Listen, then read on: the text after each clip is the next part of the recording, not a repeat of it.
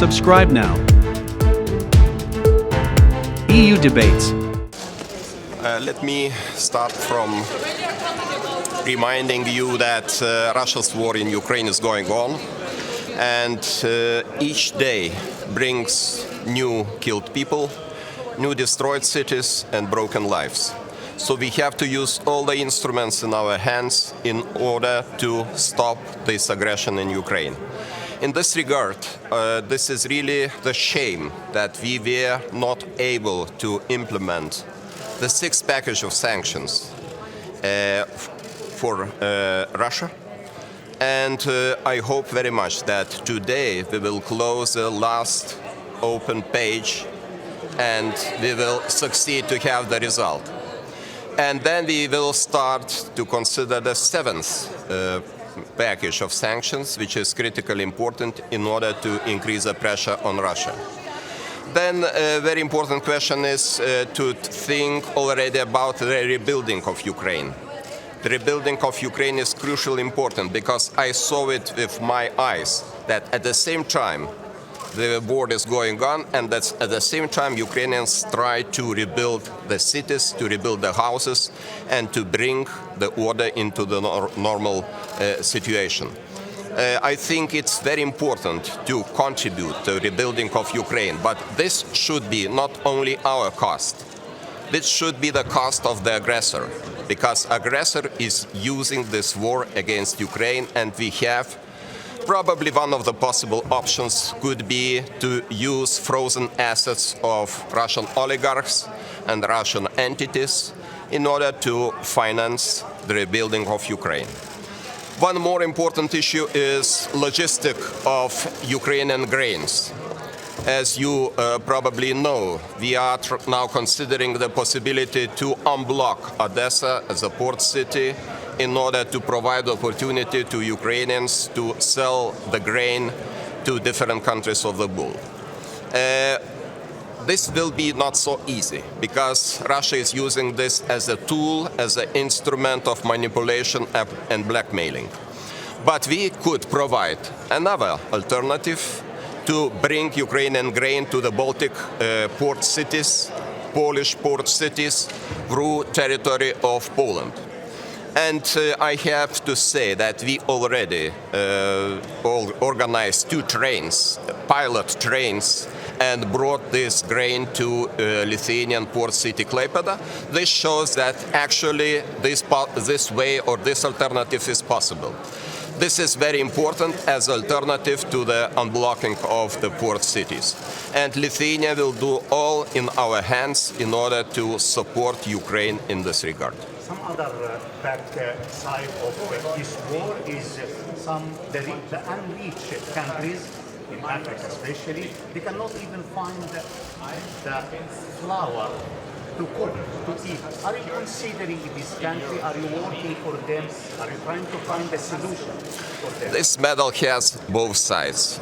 The problems to sell Ukrainian grain abroad, of course, creates first of all the problem for Ukraine itself because it does not allow to get the necessary revenues, foreign exchange.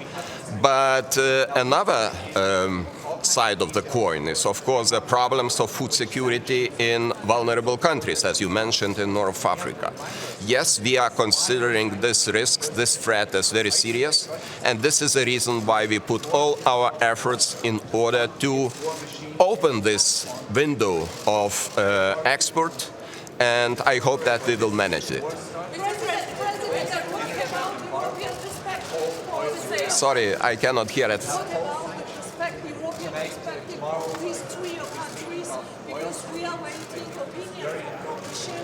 Is there a consensus regarding all 3 countries? And what do you think? Is it time? Regarding candidate status? Yes, Georgia, Moldova, and Ukraine. And is it time I expect. Political message? I am looking forward that the European Commission conclusions will be proposed at the beginning of next month. And then, of course, it will be a political decision. I could imagine, and I would be the believer who believes that it is possible to grant the candidate status for all 3 countries.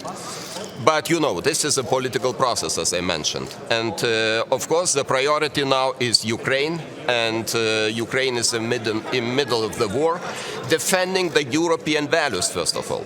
Because sometimes we speak about European values as some bureaucratic procedures and bureaucratic requirements. For me, most important is that Ukraine is defending European values, defending us, if you want. Not only themselves, but defending our freedom too. And this is least what we can do for Ukraine, to switch the green light for them. And this green light means that they will stay at the beginning of very long process, and finally they will complete this process with membership.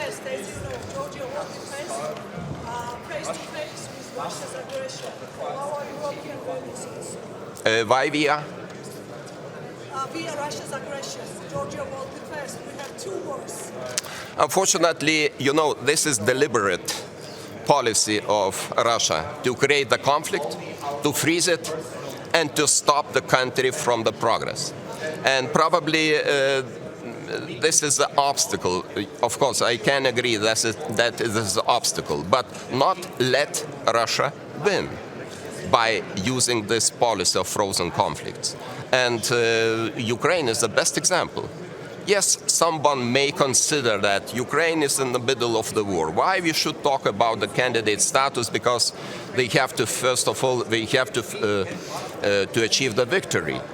But this is exactly why we are talking that right now they need a candidate status, because this is a factor of fighting spirit for them. And fighting spirit depends on our ability, our commitment to support them effectively. Thank you.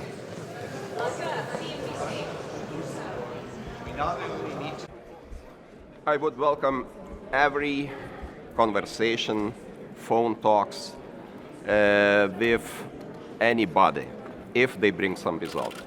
Unfortunately, our sad experience shows that it did not bring any result at all.